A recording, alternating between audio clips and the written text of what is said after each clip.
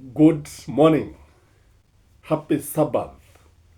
Welcome to Gashi's Kaman TV, the tallest man in Black Africa. Yesterday at State House, Nairobi, there was a political marriage between United Democratic Alliance, UDA, and ANC.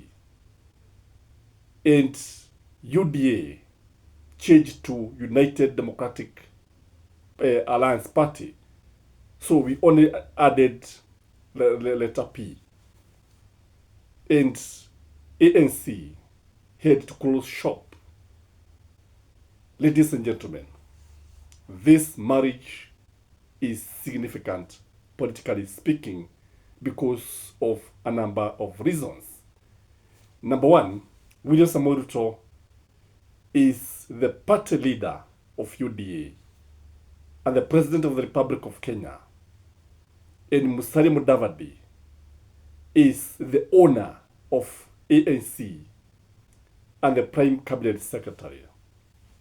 I want to make a number of observations about this marriage. Number one, that this is a union that will lead into failure. This is a situation where two leaders who are desperate comes together and join or form a party to try to salvage the situation.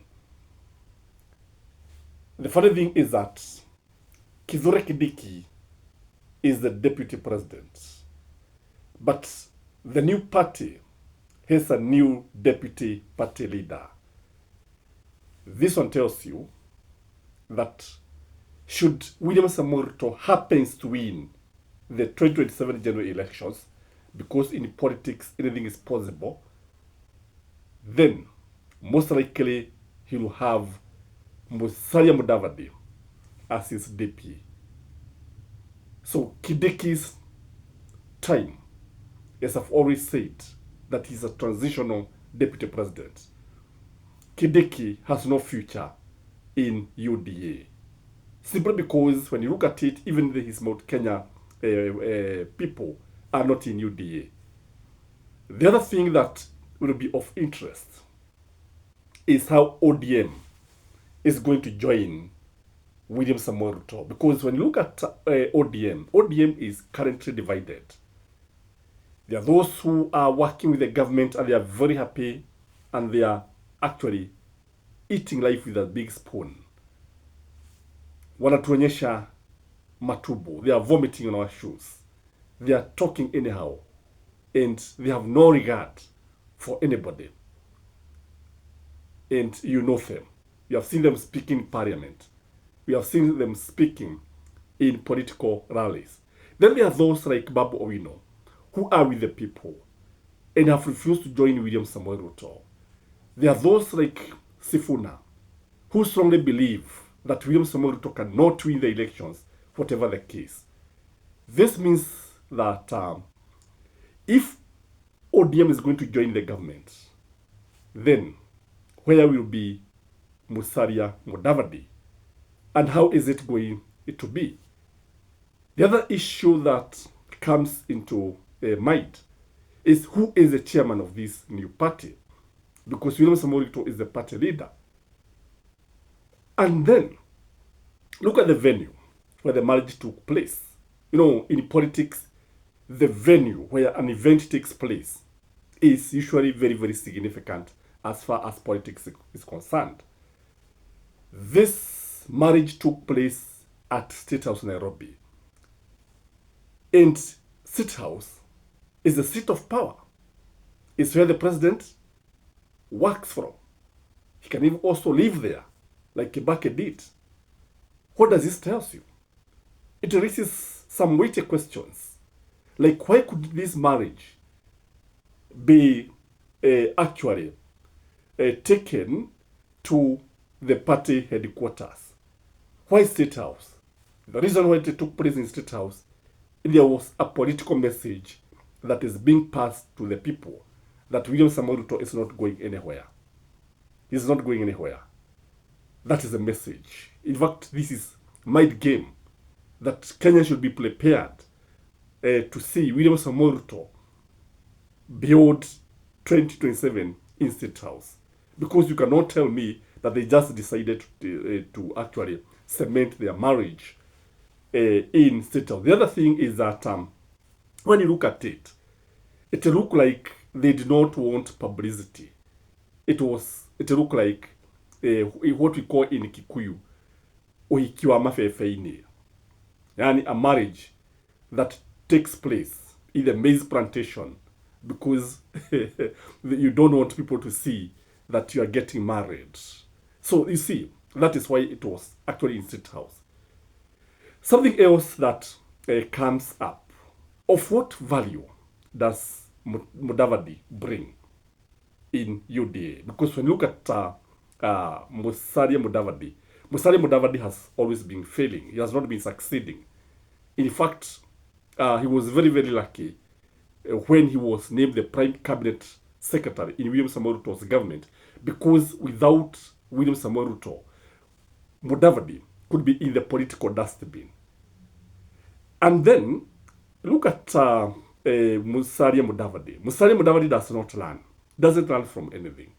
So it means that come 2027, he doesn't have anything to bargain. He doesn't have anything. He should have learned the lesson from Rigathi Gachagua, who is actually crying, and learned the lesson in a bitter way. The fact that Papa Waroma refused to fold his party, fold Kenya, to join William Samoei Ruto is also in itself significant. Because now when you look at the Western is actually solidly behind two leaders. One is Natembeya, and I can see Natembeya on the ballot. I can also see Okiya Mtata on the ballot, but these guys can also unite in one way or the other. Okiya Mtata and George Natembeya, the Trans Nzoia governor. So what does this mean? That even the votes from Western, UDA cannot get anything. Can't get anything. And what we can say, this is a desperate move of leaders who are actually under siege from the electorate. The fear of losing the 2027 general elections is real when you look at what is happening here, ladies and gentlemen. And again, when you look at the politics of this country, you realize that William Samoei Ruto has been trying to bring parties into his fold. In fact, he has been trying to attract ODM into his fold. I don't know whether Raila Odinga can accept to fold his party, because, Raila cannot easily fold his party. He refused to vote LDP, wakati wa NAC. In fact, there was an agreement that they should unite, form one national party, National Alliance Rainbow Coalition, but Raila refused. Because he learned the lesson when he folded, ilikuwa inaitwaje ile ya Raila, the one that he folded during the time of Daniel Toroitich and Moi, when the Tiga was sold. Is it? I can't remember the name. Maybe you can remind me in the comment section. So, ladies and gentlemen, when I look at this marriage, it is doomed to fail. It is marriage that cannot last.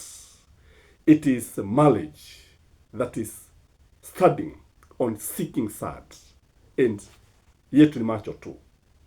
Yet to ni macho. What do you think, ladies and gentlemen? Do you think this thing is going anywhere? Because that is my opinion. I don't know what is your opinion. So guys, those of you who have been asking about my number, I'll put it. If you want to call me, I prefer WhatsApp because of many reasons.